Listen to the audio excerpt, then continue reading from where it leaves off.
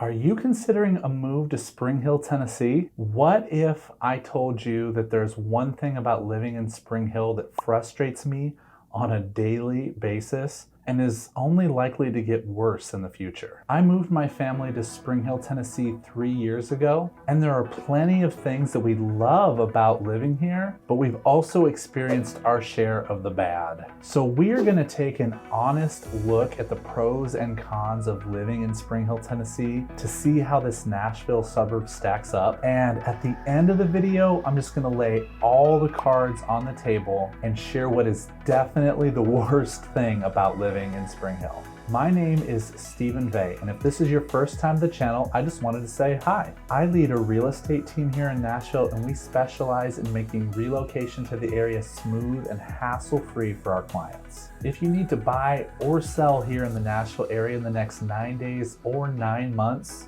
we got your back. So reach out to us day or night because we absolutely love hearing from you.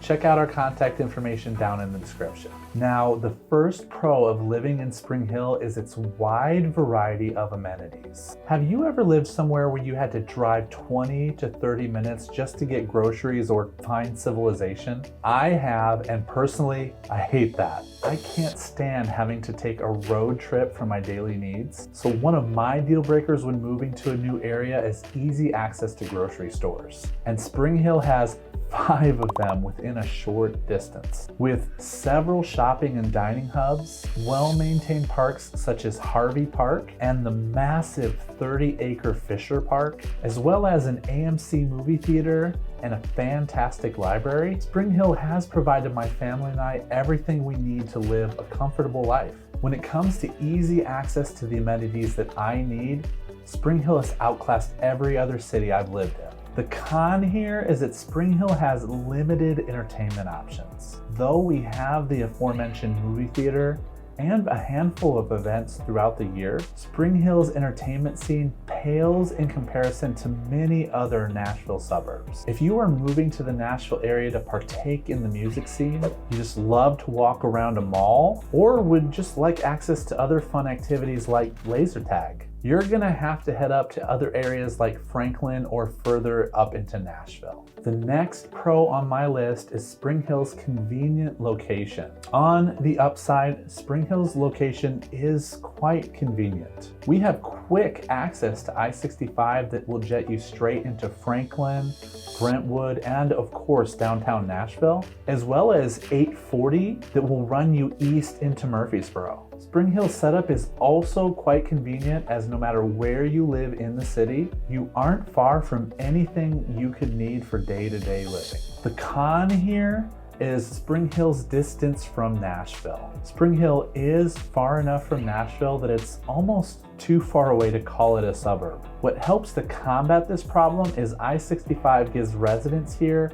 a straight shot up into Nashville, but you have to take care concerning what time of day you go, as morning and evening rush hours are no joke. The truth here is that many other Nashville suburbs are just much closer to Nashville proper. So if easy access to Nashville is high on your list, then this can definitely be a downside of living in Spring Hill, Tennessee. Another pro of Spring Hill is its great schools. Spring Hill offers several great schools with impressive rankings. According to greatschools.org, for public school options, there are a total of 3 elementary schools, 1 middle school, and 1 high school that have a ranking between 7 and 9 out of 10. Additionally, Spring Hill has a plethora of private schools to choose from, so we have provided a link to great schools down in the description if you'd like to learn more. Now, there is a catch here, and it's something you want to be careful and conscious of when moving to Spring Hill, because it has 2 separate school districts. Spring Hill, Tennessee is divided by a county line, so some of the city is in Williamson County and some is in Murray County. What you should know about Williamson County is that it's considered to be the best school district in Tennessee and one of the best in the nation. Depending on what is important to you when you move here, your choice of residence here can have a big impact on what options are available to you. Me and the team know if we can help you with this. We hate to see people regret their choice of home in this city. The next pro is always important to me when I move somewhere: So thankfully, Spring Hill has plenty of dining options. I don't know about you, but when I move to a new city, one of the first things I check out is all the favorite local eateries. And when it comes to having a variety of great options, Spring Hill does not disappoint. Honestly, sometimes it's a problem in our household because we have so many great options that picking one for takeout or a family night out can cause arguments and leave us a bit indecisive. Some of our go-to local favorites here are Froggy and Jeffro's, Grecian, Foolin's, Highway 55, Daylight Donuts for their incredible sushi, and definitely Antonucci's for our favorite lasagna. Now I know I just gushed over Spring Hill's food, but the truth here is the dining scene is nothing special. If you're a foodie seeking unique and exotic culinary experiences, the dining scene in Spring Hill might feel somewhat ordinary. The local eateries are good and some are great, but there's really no major standouts here that prompt Nashvillians or tourists to come from miles around just to taste. And if you're looking for a fancy night out on the town with someone special, you will likely be leaving Spring Hill after you put on your Sunday best. Another thing that I really enjoy about living in Spring Hill is it is a well-maintained city. I suppose some residents would disagree with me, but from my perspective, Spring Hill has clean streets, good public services, and attractive neighborhoods. Sometimes the city may even go too far, as they recently repaved a road I frequently use, and I couldn't understand why because nothing was wrong with it. All in all, you get the vibe here that care and concern are given to the upkeep of the infrastructure and the overall look and feel of Spring Hill. The con here is that Spring Hill has grown so ridiculously fast that infrastructure isn't keeping up. We will talk about this more in a second, but there's no doubt that Spring Hill's infrastructure hasn't kept up with its growth.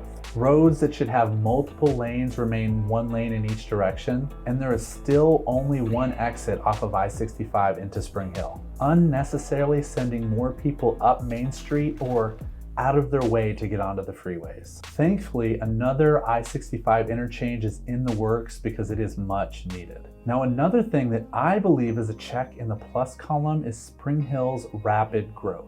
Imagine you were a Spring Hill resident back in 1990. There's around 1,500 people in your little town. There's little in the way of paved roads to get around. Job opportunities for you and your children are lacking, and you have to travel quite a ways for some of the most rudimentary modern conveniences. Then General Motors opens their first automotive plant in town and everything changes. Flash forward to 2023, and Spring Hill has ballooned to a population of nearly 60,000 residents who enjoy nearly every modern convenience, making it one of the fastest growing cities in the nation. Recently, GM invested an additional $2 billion into a facility to make electric vehicle batteries here, providing an additional boom to Spring Hill's economy and growth. All this growth has also been quite the boon to the property values of those who invest here in Spring Hill. Now, some may consider Spring Hill's growth to be a negative aspect of this city, and it certainly has its downsides, but I personally love being a part of and seeing how Spring Hill's continuous growth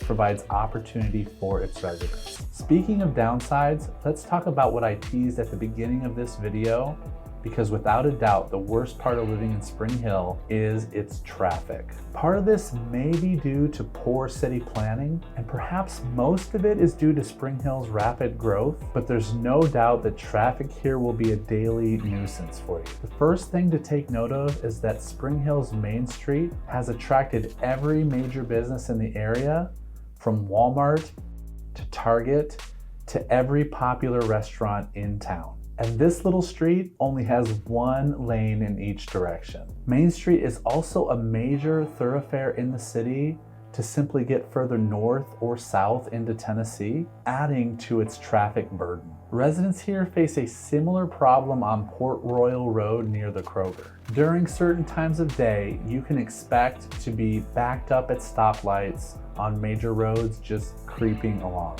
Additionally, if you are commuting back home from Nashville into Spring Hill, you would expect the traffic burden to lessen as you get further south of the city. However, as you approach Spring Hill, I-65's lanes condense, creating a frustrating pileup on a daily basis during rush hours. Is all this traffic burdensome? Sure, but I will admit it's also manageable. No doubt though, the worst thing about Spring Hill is the traffic, and my concern is that it's only going to get worse in the future. Now, what if I told you that I filmed a full vlog tour showing you around town and speaking in detail about what Spring Hill has to offer? Well, I didn't.